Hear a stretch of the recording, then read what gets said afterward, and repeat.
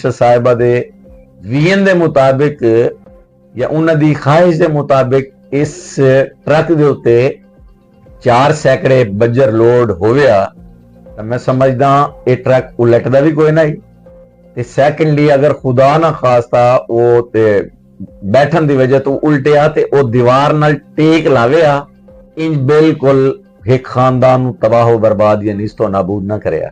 हुण अलमिया ये है कि ये देखो सैकड़ों किलोमीटर सफर करके ये नवा दे विच टाटेपुर पहुंच गया।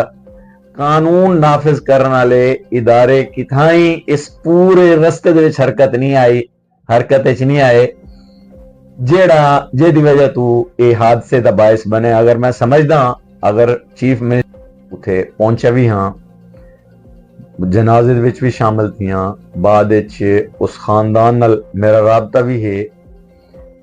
मसला ये है कि हर शै दे दो पहलू होंदे ने, ओदे फायदे ते ओदे नुकसानात।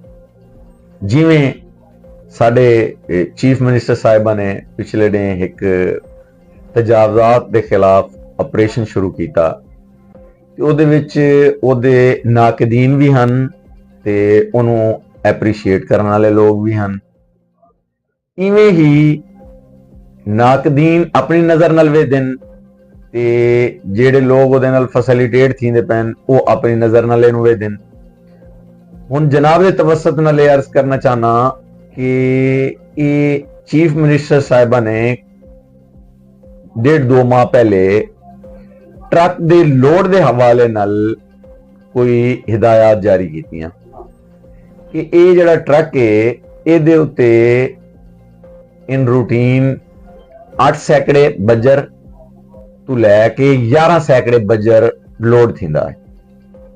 चीफ मिनिस्टर साहिबा ने हिदायत कीतियां कि ये ट्रक दे उत्ते 4 सैकड़े बजर तो सैकड़ा सडेंदन 1 स्क्वायर फीट नूं कि 4 सैकड़ा बजर तो 5 सैकड़ा बजर ये उत्ते लोड होना चाहिए।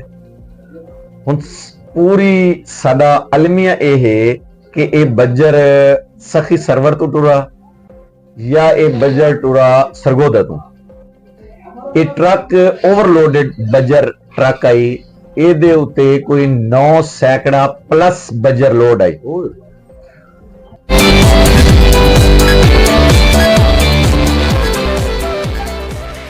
वकालत दे नाल नाल असां थोड़ी जी दुनियावी मामलात ते असां अगर देते पे तो ई टाइम वैसे तो काफी अरसे तो ये चीज सामने आई लेकिन हुण पिछले 1.5 महीने तो ट्रक माफिया कहीं ले तो कोई बजरी वाला ट्रक टाटेपुर दे विच ढांदा पी है, पूरी दी पूरी फैमिली शहीद थी वेंदी है। इवें अगर मैं मुल्तान सिटी की गल करा तो मुल्तान सिटी दे भी बहुत सारे ऐसे वकूए थी चुके हैं कि मोटरसाइकिल सवार को टक्कर लगी है, मौके ते शहीद हो गई है। वल उहदे विच वो जिहड़ा ट्रक यानी मालकान है वो इतना बड़ा माफी है कि मैं बयान नहीं कर सकता कि उन्होंने कान ते जो ही नहीं रिंगदी कि बंदा मर गया है भाई इदा कोई अफसोस किया वजे, बल्कि वो लोगों को भजा देन। मतलब बड़ा कुछ थींदा। तुस बतौर कानूनदान इहदे सही तरीके नाल रोशनी पेसो। सब तो पहले तो टाटेपुर वाले वाकये को डिस्कस करे सो वाला सा जेडे दीगर जेडे वकूए थींदे पे ट्रक माफिया जेड़ा है उनके वास्ते क्या आप सो। मेरी गुजारिश है जड़ा जनाब ने टाटेपुर वाला वाकया दसा है ये बड़ा तकलीफ दे क्योंकि ये मेरे गांव दे बिल्कुल नाल मुल्हिका गांव दे विच पेश आया है ते मैं पर्सनली उथे इस वकूए तो थोड़ी देर बाद उथे पहुंचा भी हाँ जनाजे दे विच भी शामिल थियां बाद उस खानदान नाल मेरा राबता भी है। मसला ये है कि हर शै दे दो पहलू होंदे ने, ओदे फायदे ते ओदे नुकसानात। जिवें साडे चीफ मिनिस्टर साहिबा ने पिछले डे एक तजावजात के खिलाफ ऑपरेशन शुरू किया ओदे विच ओदे नाकदीन भी हन ते उन्होंने एप्रीशिएट करने वाले लोग भी हैं। इवें ही नाकदीन अपनी नज़र नाल वेखदे ते जेड़े लोग ओदे नाल फैसिलिटेट थींदे पैन वो अपनी नज़र नाल इहनूं वेखदे। हुण जनाब दे तवसत नाल अर्ज करना चाहना कि ये चीफ मिनिस्टर साहिबा ने डेढ़ दो माह पहले ट्रक दे लोड दे हवाले नाल कोई हिदायत जारी कीतियां कि ये जिहड़ा ट्रक है ਇਹਦੇ ਉੱਤੇ इन रूटीन 8 सैकड़े बजर तो लैके 11 सैकड़े बजर लोड थींदा है। चीफ मिनिस्टर साहिबा ने हिदायत दित्तियां कि ਇਹਦੇ ट्रक ਦੇ ਉੱਤੇ 4 सैकड़े बजर तो सैकड़ा सडेंदन 1 स्क्वायर फीट ਨੂੰ ਕਿ 4 सैकड़ा बजर तो 5 सैकड़ा बजर ਇਹਦੇ ਉੱਤੇ ਲੋਡ ਹੋਣਾ ਚਾਹੀਦਾ ਹੈ। ਹੁਣ पूरी साडा अलमिया यह है कि यह बजर सखी सरवर तो टुरा या यह बजर टुरा सरगोदा तो। ये ट्रक ओवरलोडेड बजर ट्रक आई ਇਹਦੇ ਉੱਤੇ कोई 9 सैकड़ा प्लस बजर लोड आई। हुण अलमिया यह है कि ये देखो सैकड़ों किलोमीटर सफर करके ये नवा दे विच टाटेपुर पहुंच गया।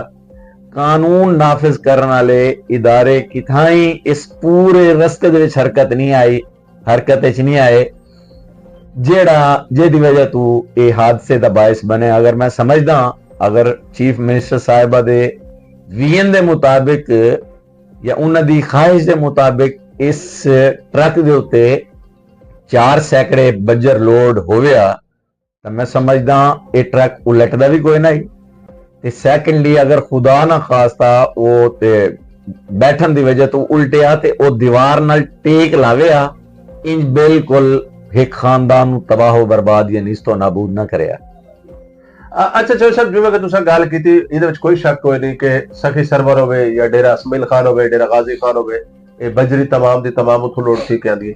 तुसां क्या समझदे हो कि रस्ते दे चीज दी चेकिंग ते थींदी है वो चेकिंग इवें तो थी सकता है कि शायद तो मौके ते घिन घिना कर करा के चेकिंग थींदी होवे या अगर उनको प्रॉपर तरीके दे नाल उन्हां लोगां दी तवज्जो ही कोई होंदी कि बस उन्हां दी सोच ही होंदी कि जेड़ा कुछ मिल गया जेब विच पाओ ते वजह दो।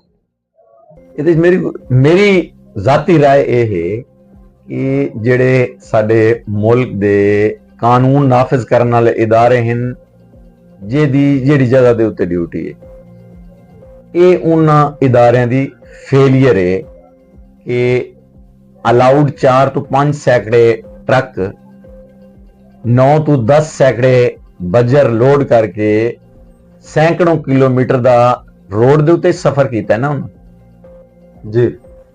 ये मेरी दानिश दे मुताबिक ये साडी सारी कौम वास्ते ये सोचन दी गल है कि साडी शरीयत ने इस मुआशरे ने इस मुल्क दे राजुल वक्त इस मुल्क दे कानून ने सानू बाउंड कीता है कि जेड़ा भी कोई साडे मुल्क दे विच कानून कोई कायदा वाजिबुल अमल है ते सानू पूरी कौम नू पूरे मुल्क दे लोगां नू ओदे उत्ते अमल करना चाहिए है। उस कानून दा सानू खुद नू भी अमलदारी दा फायदा होंदा है ते साडे मुआशरे दे लोगां नू भी फायदा होंदा है। हुण बदकिस्मती ये देखो कि इस इशू दे हवाले नाल ट्रक ओवरलोडेड आई सैकड़ों किलोमीटर सफर करके टाटेपुर पहुंच गए। हुण वो घर दे उत्ते 3 कीमती जाना दा नुकसान हो गया। हुण ओदा घर पूरा तबाह बर्बाद हो गया। ओदा घर दे कमरे सारे गिर गए। वो हुण खानदान बेसरो समानी दी हालत च कोई उन्हां दा पुरसाने हाल कोई नहीं। हुण सवाल ये पैदा होंदा है कि इस मुआशरे दे विच जिस दे नाल इतना बड़ा हादसा हो वने उन्हां दा जानी नुकसान भी हो गया, उन्हां दा माली नुकसान भी हो गया। हुण जो साडी रिवायात हैं साडे मुआशरे दे कवायद हैं वो घर वो खानदान कर्ज ते चल पिया। फौतीदगी तो बाद जेड़े तजहीज और तकफीन दे मराहिल हैं उस तो बाद जो ओदी कुलखानी आवन वंजन वालियां दी खिदमत जो एक साडा कल्चर है वो खानदान जड़ा है वो हर लिहाज नाल बड़ा पुरसाने हाल हो गया। हुण सवाल यह है ਕਿ ਉਹਨਾਂ ਦੇ ਜਾਨੀ ਨੁਕਸਾਨ ਤਾਂ ਜੋ ਹੋ ਗਏ, ਹੁਣ ਉਸ ਖਾਨਦਾਨ ਦਾ ਮਾਲੀ ਨੁਕਸਾਨ ਵੀ ਹੋਇਆ ਹੈ। ਕਿ ਆਇਆ ਕਿਹੜਾ ਐਸਾ ਇਸ ਮੁਲਕ ਦੇ ਵਿੱਚ ਕਾਇਦਾ ਜਾਂ ਕੁਲੀਆ ਹੈ ਕਿ ਜਿਹਦੇ ਤਹਿਤ ਇਹ ਪੂਰੀ ਦੁਨੀਆ ਦੇ ਵਿੱਚ ਸਟੇਟ ਦੀ ਡਿਊਟੀ ਹੁੰਦੀ ਹੈ, ਕੋਈ ਐਸਾ ਹਾਦਸਾ ਹੁੰਦਾ ਹੈ ਤਾਂ ਉਹਦਾ ਜੋ ਵੀ ਮਾਲੀ ਨੁਕਸਾਨ ਹੁੰਦਾ ਹੈ, ਜਾਨੀ ਨੁਕਸਾਨ ਤਾਂ ਸਟੇਟ ਪੂਰਾ ਨਹੀਂ ਕਰ ਸਕਦੀ, ਜਿਹੜਾ ਉਹਨਾਂ ਦਾ ਮੁਆਸ਼ੀ ਨੁਕਸਾਨ ਹੁੰਦਾ ਹੈ ਉਹਦੀ ਕੰਪਨਸੇਸ਼ਨ ਸਟੇਟ ਕਰੇਂਦੀ ਹੈ। ਲੇਕਿਨ ਇਹ ਜਿਹੜਾ ਹਾਦਸਾ ਹੋਇਆ ਹੈ ਟਾਟੇਪੁਰ ਬੜਾ ਤਕਲੀਫ ਦੇ। ਅੱਛਾ ਸਰ, ਹਕੂਮਤੀ ਨੁਮਾਇੰਦਾ ਵੀ ਕੋਈ ਨਹੀਂ ਆਇਆ? ਉਹਦੇ ਵਿੱਚ ਇਹ PMLN ਦੇ ਮਲਿਕ ਅਬਦੁਲ ਗਫਾਰ ਡੋਗਰ ਸਾਹਿਬ ਉੱਥੇ ਪਹੁੰਚੇ ਹਨ, ਮੌਕੇ ਦੇ ਜਨਾਜ਼ੇ ਤੇ ਵੀ ਉਹ ਤਸ਼ਰੀਫ ਲੈ ਗਏ ਹਨ। ਡਾਕਟਰ ਅਖਤਰ ਮਲਿਕ ਸਾਹਿਬ ਵੀ ਉੱਥੇ ਮੌਜੂਦ ਹਨ।